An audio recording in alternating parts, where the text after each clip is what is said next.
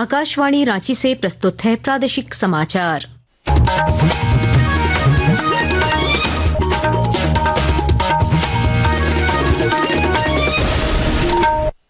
नमस्कार, प्रादेशिक समाचारों के साथ मैं कामिनी। पहले मुख्य समाचार।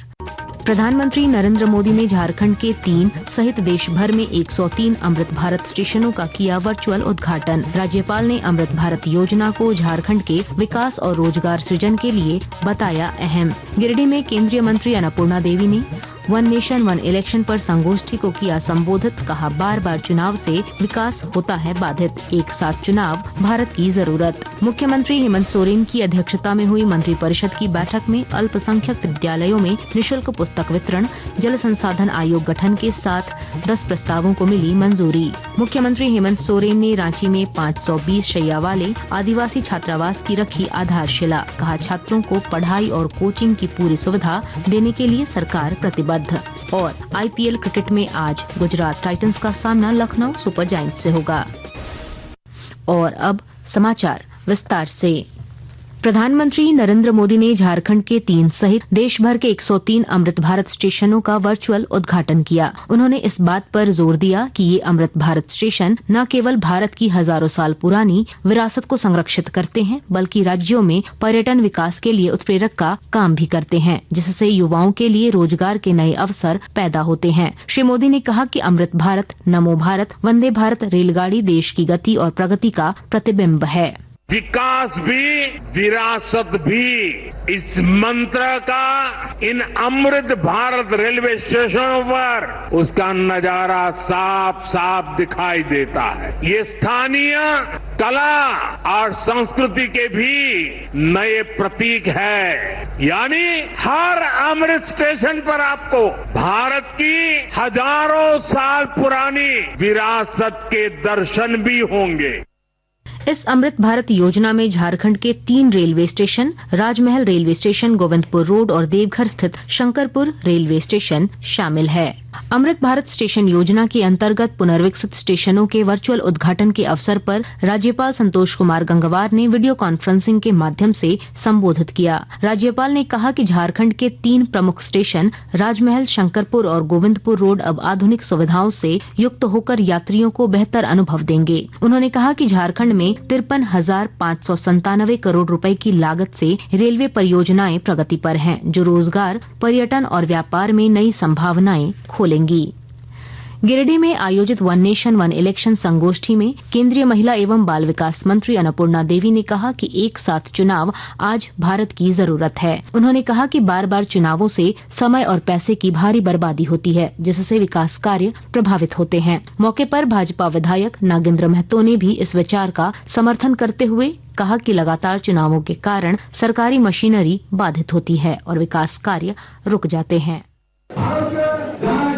140 करोड़ आबादी वास करती है और जहाँ 28 राज्य हैं, 750 जिले हैं। प्रत्येक बार साल इलेक्शन होता है। अब अनुमान करिए कितना खर्च भारत सरकार को करना पड़ता है। आतंकवाद के खिलाफ ऑपरेशन सिंदूर की सफलता से उत्साहित समग्र राष्ट्र भारतीय जवानों के शौर्य और साहस को नमन कर रहा है। सशस्त्र बलों के प्रति सम्मान और कृतज्ञता के रूप में आकाशवाणी समाचार विशेष श्रृंखला प्रसारित कर रहा है। इस कड़ी में आज हम परमवीर चक्र से अलंकृत 2nd लेफ्टिनेंट अरुण खेत्रपाल का स्मरण कर रहे हैं, जिन्होंने 1971 के भारत पाकिस्तान युद्ध में सर्वोच्च बलिदान दिया था। एक रिपोर्ट।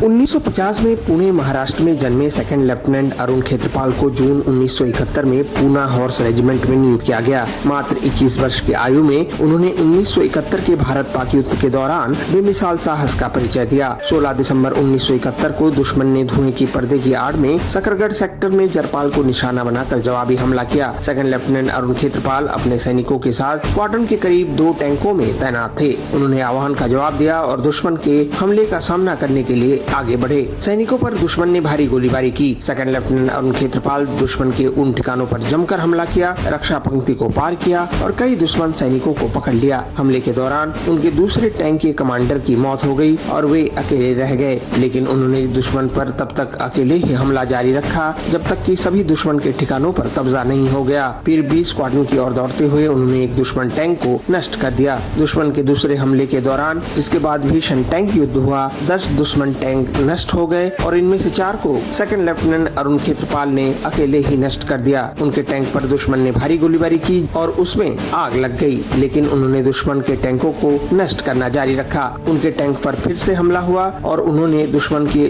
उस इच्छित सफलता को वंचित करते हुए सर्वोच्च बलिदान दिया। दुश्मन के सामने सबसे विशिष्ट वीरता के लिए सेकंड लेफ्टिनेंट अरुण खेत्रपाल को 1972 में मरणोपरांत परमवीर चक्र से सम्मानित किया गया। राष्ट्र उन्हें नमन करता है। अनुपम मिश्र, आकाशवाणी समाचार, दिल्ली।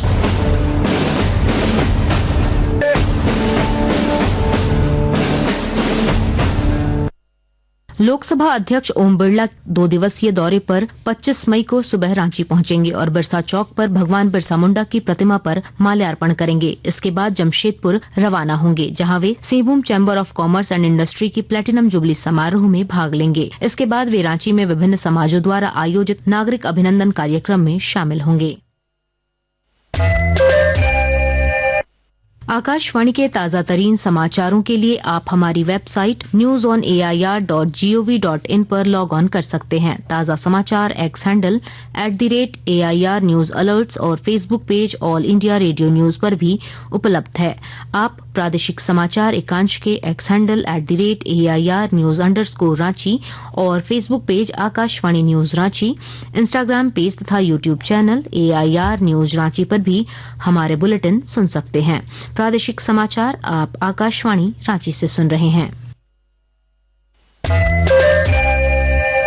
मुख्यमंत्री हेमंत सोरेन की अध्यक्षता में हुई मंत्रिपरिषद की बैठक में कुल 10 प्रस्तावों पर मुहर लगी है। इनमें गैर सरकारी सहायता प्राप्त अल्पसंख्यक विद्यालयों में कक्षा 9 से 10 तक के छात्रों को निःशुल्क पाठ्य पुस्तक और कॉपी वितरण की स्वीकृति दी गई। साथ ही कक्षा 9 से 12 के सरकारी स्कूलों में विज्ञान पत्रिका और कक्षा 11 से 12 के लिए प्रतियोगी पत्रिका के मुद्रण एवं वितरण को भी मंजूरी मिली। जल संसाधनों के बेहतर प्रबंधन के लिए झारखंड राज्य जल संसाधन आयोग के गठन को भी स्वीकृत किया गया। मंत्रिमंडलीय सचिव वंदना दादेल ने प्रेस वार्ता में स्वीकृत प्रस्तावों की जानकारी दी। स्कूली शिक्षा एवं साक्षरता विभाग राज्य अंतर्गत संचालित गैर सरकारी सहायता प्राप्त वित्त सहित अल्पसंख्यक माध्यमिक विद्यालय, मदरसा, संस्कृत विद्यालयों में वर्ग 9 से वर्ग 10 तक की कक्षाओं में नामांकित एवं अध्ययनरत सभी कोटि के छात्र छात्राओं को पाठ्य पुस्तक एवं कॉपी का निःशुल्क वितरण की स्वीकृति। रांची के करमटोली स्थित आदिवासी कॉलेज छात्रावास परिसर में मुख्यमंत्री हेमंत सोरेन ने 520 शैया वाले अनुसूचित जनजाति बहुमंजिली छात्रावास निर्माण की आधारशिला रखी। उन्होंने कहा कि राज्य सरकार विद्यार्थियों को तीनों वक्त का भोजन, पढ़ाई के संसाधन और कोचिंग सहित सभी आवश्यक सुविधाएं उपलब्ध कराएगी। साथ ही मुख्यमंत्री ने सभी जिलों में बाबा साहेब अम्बेडकर के नाम पर भव्य पुस्तकालय खोलने की भी घोषणा की। छात्रावास का निर्माण कार्य का शुभारंभ आज से शुरू हो चुका। अब अपना पूरा कंसंट्रेशन पढ़ाई पर दीजिए और आपकी जितनी भी समस्याएं होंगी लगभग एक एक करके उन समस्याओं का समाधान हम लोग करेंगे। हमने ये तय किया है इस राज्य में जितने भी हमारे कल्याण विभाग के द्वारा निर्मित छात्रावास हैं, चाहे वो लड़कों का हो चाहे वो लड़कियों का हो, सभी छात्रावास वहां पर जितने भी बच्चे पढ़ते हैं उन सभी बच्चों को सरकार की तरफ से भोजन उपलब्ध कराने का हम लोगों ने निर्णय लिया। और अब कुछ संक्षिप्त खबरें। जमशेदपुर में पेयजल संकट और बिगड़ती कानून व्यवस्था को लेकर विधायक सरयू राय ने उपायुक्त कार्यालय के बाहर हजारों समर्थकों के साथ धरना दिया। उन्होंने मानगो पेयजल परियोजना, सफाई और सुरक्षा व्यवस्था में लगातार गिरावट के लिए राज्य सरकार को जिम्मेदार ठहराया। सरायकेला खरसावां में आदित्यपुर नगर कांग्रेस कमेटी की बैठक नगर अध्यक्ष राहुल यादव की अध्यक्षता में आयोजित हुई। इस बैठक में संगठन को मजबूत करने और 1 जून को जयप्रकाश उद्यान में होने वाली संविधान बचाओ रैली की तैयारी को लेकर निर्देश दिए गए। धनबाद में IIT ISM द्वारा दूरसंचार एवं सूचना समाज दिवस मनाया गया, जिसमें डिजिटल विभाजन को पाटने पर जोर दिया गया। इस मौके पर प्रोफेसर विश्वजीत पॉल ने बताया कि दुनिया के 2.6 अरब लोग अब भी इंटरनेट सेवाओं से वंचित हैं, जिनमें जिनमें अधिकांश महिलाएं और लड़कियां हैं। और अब खेल जगत की खबरें। आईपीएल क्रिकेट में आज गुजरात टाइटंस का सामना लखनऊ सुपर जायंट्स से होगा। यह मैच शाम 7:30 बजे अहमदाबाद में खेला जाएगा।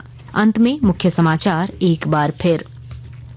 प्रधानमंत्री नरेंद्र मोदी ने झारखंड के 3 सहित देश भर में 103 अमृत भारत स्टेशनों का किया वर्चुअल उद्घाटन। राज्यपाल ने अमृत भारत योजना को झारखंड के विकास और रोजगार सृजन के लिए बताया अहम। गिरिडीह में केंद्रीय मंत्री अन्नपूर्णा देवी ने वन नेशन वन इलेक्शन पर संगोष्ठी को किया संबोधित। कहा, बार बार चुनाव से विकास होता है बाधित, एक साथ चुनाव भारत की जरूरत। मुख्यमंत्री हेमंत सोरेन की अध्यक्षता में हुई मंत्रिपरिषद की बैठक में अल्पसंख्यक विद्यालयों में निःशुल्क पुस्तक वितरण, जल संसाधन आयोग गठन के साथ 10 प्रस्तावों को मिली मंजूरी। मुख्यमंत्री हेमंत सोरेन ने रांची में 520 शैया वाले आदिवासी छात्रावास की रखी आधारशिला। कहा, छात्रों को पढ़ाई और कोचिंग की पूरी सुविधा देने के लिए सरकार प्रतिबद्ध। और आईपीएल क्रिकेट में आज गुजरात टाइटंस का सामना लखनऊ सुपर जायंट्स से होगा। इसके साथ ही आकाशवाणी रांची से प्रादेशिक समाचार का ये बुलेटिन समाप्त हुआ। अगला प्रादेशिक समाचार बुलेटिन कल सुबह 8:30 बजे प्रसारित किया जाएगा। नमस्कार।